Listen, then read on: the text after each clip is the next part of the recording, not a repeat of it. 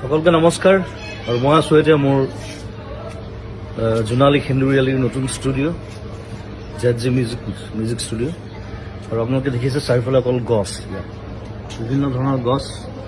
মই ষ্টুডিঅ'টো বনোৱাৰ আগতে গছবিলাক লগাই লৈছোঁ আৰু এই গোটেই বছৰটো আমি ঘৰৰ ফল মূল খাইছোঁ, চব্জি খাইছোঁ ষ্টুডিঅ'ৰ, আৰু এটা সম্পূৰ্ণ গ্ৰীণ পৰিৱেশ।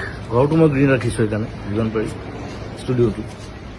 আৰু সম্প্ৰতি এটা হুলস্থুল এটা চলি আছে গছ কটাক লৈ। বিভিন্ন জেগাত দেখিছোঁ ডাঙৰ ডাঙৰ গছ কাটি দিবলগীয়া হৈছে, ৰাস্তা বনিছে, তাত কিবা বেলেগ বস্তু বনিছে।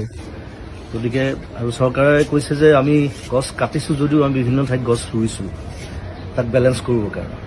কিন্তু এতিয়া কিছুমান জেগা আছে, যেনে ৰিচেণ্টলি যিটো হুলস্থুল চলি আছে দীঘলী পুখুৰীৰ সেই পুৰণা গছখিনিক লৈ পেলাই।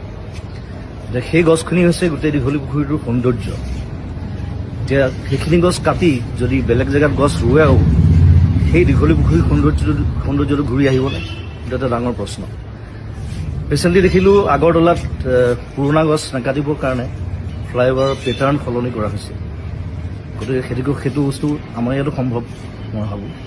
গতিকে মই চৰকাৰক আবেদন জনাইছোঁ যে যদি কিবা অপশ্যন আছে তেওঁলোকে সেই অপশ্যন গ্ৰহণ কৰক, যাতে সেই গছকেইজোপা দীঘলী পুখুৰী আমি বচাব পাৰোঁ।